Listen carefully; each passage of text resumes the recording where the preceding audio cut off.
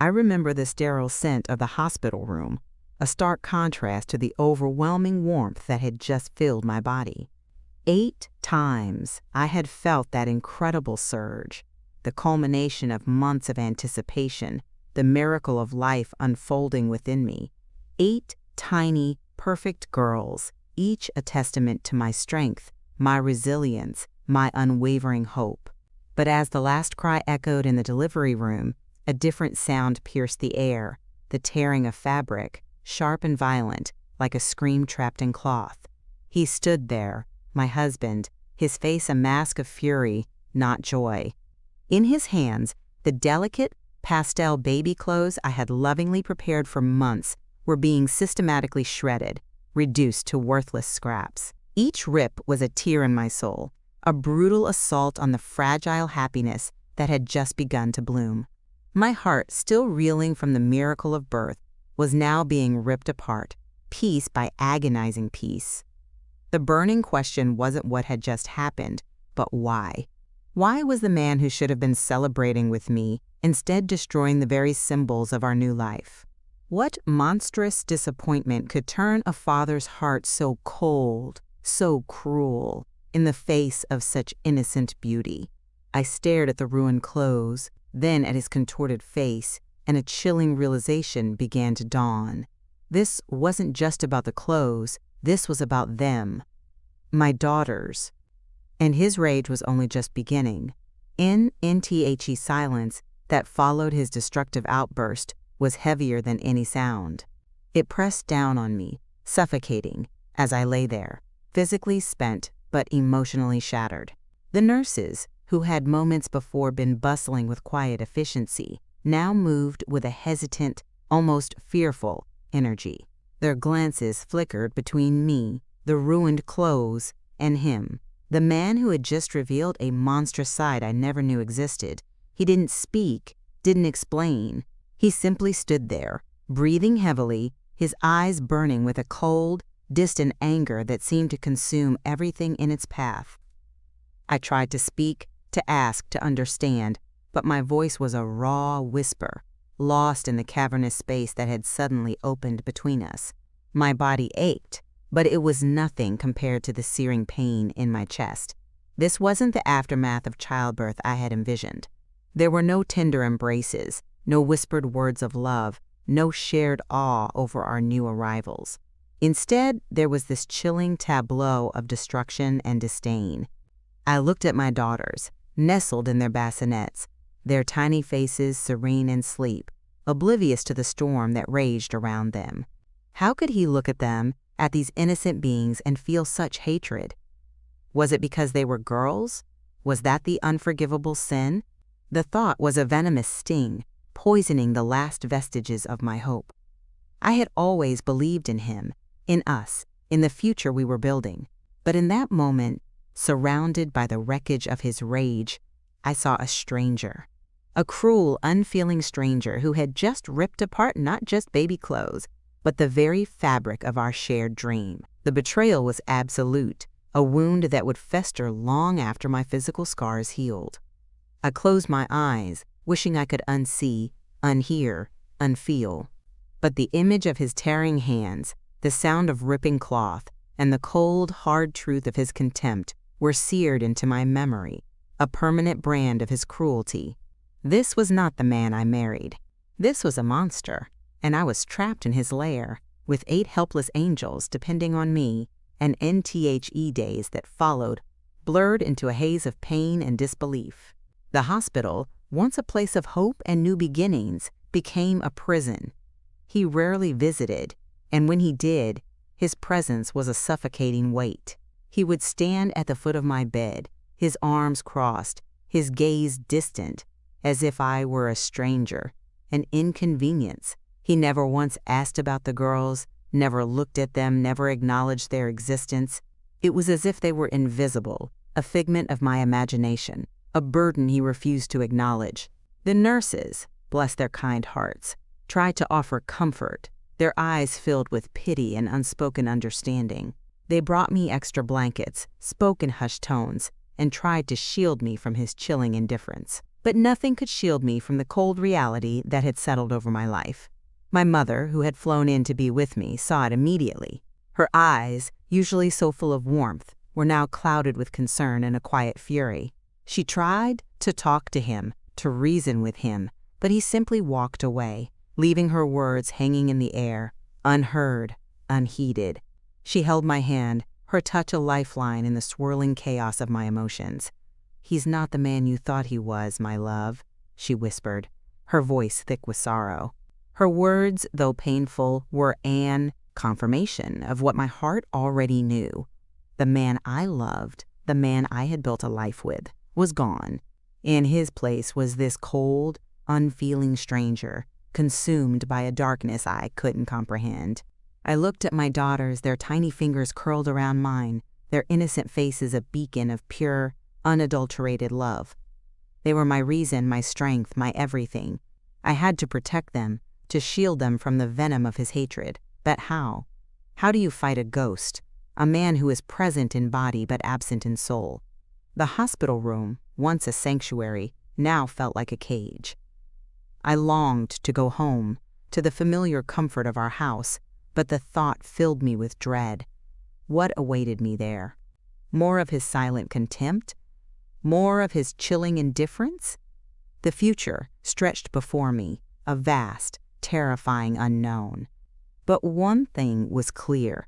I was no longer just a wife, a mother. I was a warrior, and my battle had just begun. I would fight for my daughters, for their right to exist, for their right to be loved, and I would do it alone if I had to. The cold reality was a bitter pill to swallow, but it also ignited a spark of defiance within me. I would not break. I would not surrender. I would endure. For them, always for them, and returning home was not the relief I had craved. The house, once filled with laughter and the promise of a shared future, now felt like a mausoleum, echoing with unspoken threats. He was there, a silent, brooding presence, moving through the rooms like a shadow. He avoided my gaze, his silence a weapon, cutting deeper than any harsh word. The baby clothes, what little remained of them, were gone, swept away, as if their destruction had been a mere inconvenience, a fleeting moment of madness. But the memory of his rage lingered, a toxic residue in the air. I tried to maintain a semblance of normalcy, to create a haven for my daughters amidst the storm. I fed them, changed them, sang lullabies, my voice a fragile shield against the pervasive tension. But every touch, every glance, every moment was tainted by the unspoken threat that hung heavy in the air. He would leave for hours, sometimes days, returning without explanation, his eyes colder than ever. I would find strange women's clothes in the laundry, a faint scent of unfamiliar perfume clinging to his shirts. Each discovery was a fresh stab, a confirmation of his disdain, his utter disregard for me and our new family. I wanted to confront him, to scream, to demand answers, but fear held me captive, not for myself, but for my girls. What would his rage unleash if I pushed him too far? I had seen the darkness in his eyes, the chilling indifference that bordered on cruelty. I knew, instinctively, that he was capable of anything. My mother, who had stayed with me, saw it too. Her presence was a comfort, a silent understanding that transcended words. She would watch him, her eyes narrowed, a protective instinct radiating from her. "Be careful, my love," she would warn, her voice barely a whisper. "He's a dangerous man." Her words echoed my own fears, solidifying the unspoken threat into a tangible presence. I started to sleep with one eye open, every creak of the floorboards, every rustle in the night, sending a jolt of fear through me. The house, my sanctuary, had become a battleground, and I was fighting a war, one didn't understand, against an enemy I barely recognized. But I would not yield. My daughters were my fortress, my reason for enduring. And for them, I would face any threat, spoken or unspoken, with a strength I never knew I possessed. NTHE isolation was crushing. He had effectively cut me off from the outside world, controlling every aspect of my life. My phone calls were monitored, my outings restricted, my every move scrutinized. I was a prisoner in my own home, my only companions, the innocent cries of my daughters, and the suffocating silence of his presence. But even in the darkest corners, whispers of justice began to stir. It started subtly, with a sympathetic glance from a grocery store clerk, a lingering hand from a distant relative, a hushed question from a neighbor. They saw the fear in my eyes, the exhaustion etched on my face, the silent plea for help. And slowly, cautiously, they began to reach out. A note slipped into my hand, a phone number whispered in passing, a quiet offer of support. Each small act of kindness was a lifeline, pulling me back from the brink of despair. My mother, ever vigilant, was my strongest ally. She began to document everything, meticulously noting his cruelties, his absences, his threats. She spoke to lawyers, to women's shelters, gathering information, building a case, a silent rebellion against his tyranny. I was hesitant at first, paralyzed by fear and the ingrained belief that I had to endure to protect my children at all costs. But the whispers grew louder, becoming a chorus of encouragement, a promise of a future free from his shadow. I started to see the cracks in his facade, the subtle signs of his insecurity, his fear of exposure. He thrived on control, on my silence, on my fear. But with each whisper of justice, his grip began to loosen, his power to wane. I realized then that I wasn't alone. There were people who cared, who saw my suffering, who were willing to fight for me and my daughters. The thought filled me with a fragile hope, a flicker of light in the overwhelming darkness.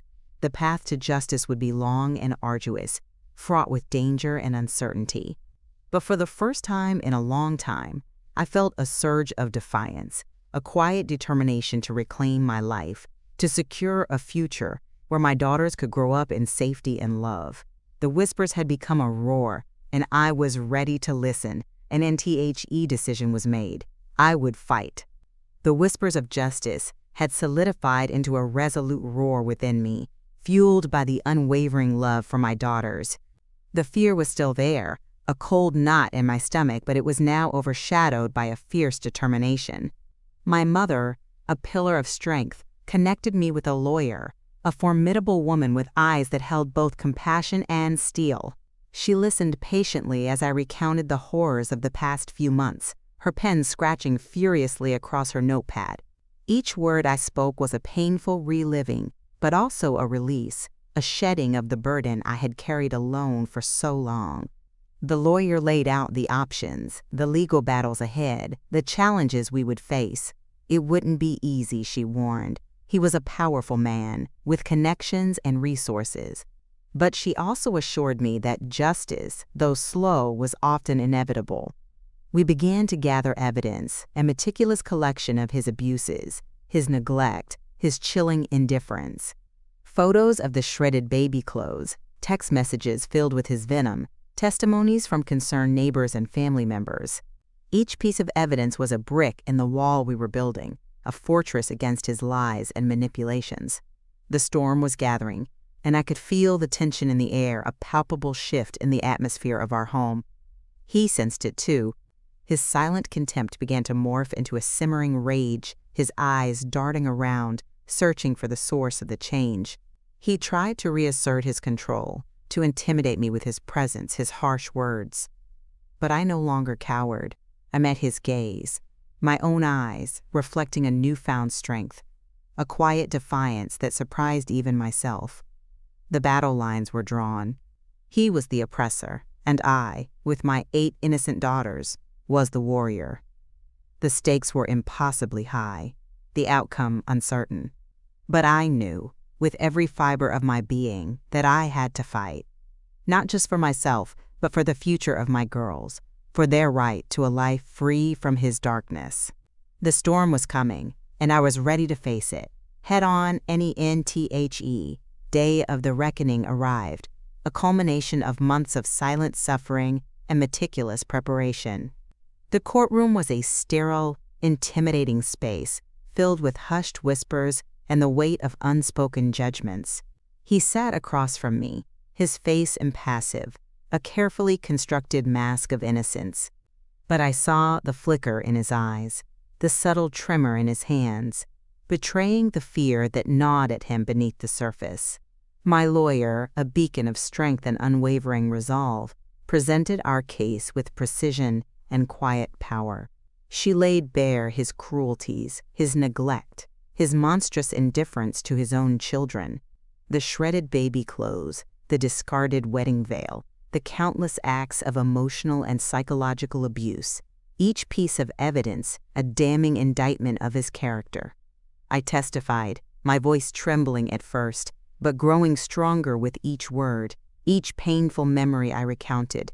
I spoke of the fear, the isolation, the constant threat that had hung over my life. I spoke of my daughters, their innocence, their vulnerability, and my unwavering determination to protect them. His lawyer, a slick, condescending man, tried to discredit me, to paint me as an unstable, vengeful woman. He twisted my words, questioned my sanity, tried to undermine my credibility. But I held firm, my gaze unwavering, my truth undeniable. Then came his testimony. He denied everything, spun a web of lies, portrayed himself as the victim, the loving husband and father who had been wronged. His words were smooth, convincing, designed to deceive, but I saw through the facade, the hollowness of his claims. The judge, a stern but fair woman, listened intently, her expression unreadable. The hours dragged on, each moment a test of endurance, a battle of wills. But through it all, I held on to the image of my daughters, their faces, a constant reminder of what I was fighting for. The verdict, when it finally came, was a wave of relief that washed over me, a cleansing tide after months of turmoil. Justice, slow and arduous, had finally found its way. He was exposed, his lies shattered, his cruelty laid bare for all to see. The reckoning was complete, and for the first time in a long time, I could breathe freely, the suffocating weight lifted from my chest. The battle was won, but the war for healing had just begun. And I knew, with a certainty that transcended all doubt, that my daughters and I would emerge from this stronger, more resilient, and ultimately free. NNTHE.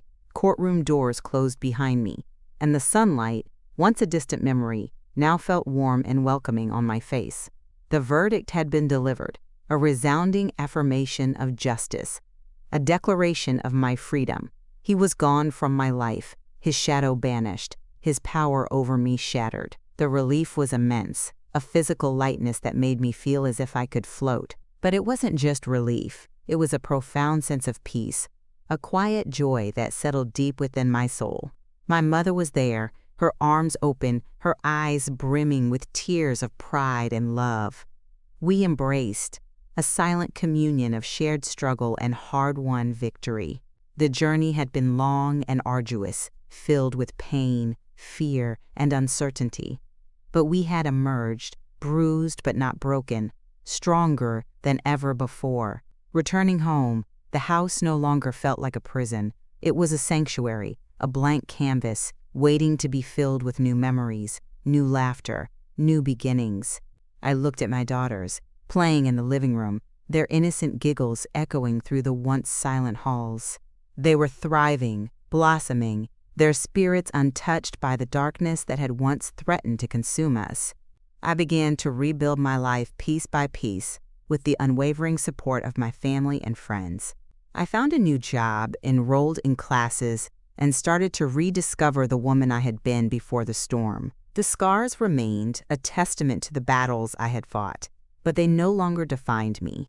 They were a reminder of my strength, my resilience, my capacity for survival. And as I watched my daughters grow, their personalities blooming, their futures stretching bright before them, I knew that every struggle, every tear, every moment of fear had been worth it. Justice had found its way, not just in the courtroom, but in the quiet triumph of our everyday lives. We were free, we were safe, and we were loved. The dawn of a new beginning had arrived, and it was more beautiful than I could have ever imagined. My story was not one of victimhood, but of victory, a testament to the enduring power of love, resilience, and the unwavering pursuit of justice. And as I held my daughters close, I knew that our future, unburdened by the past, was finally ours to write. Men,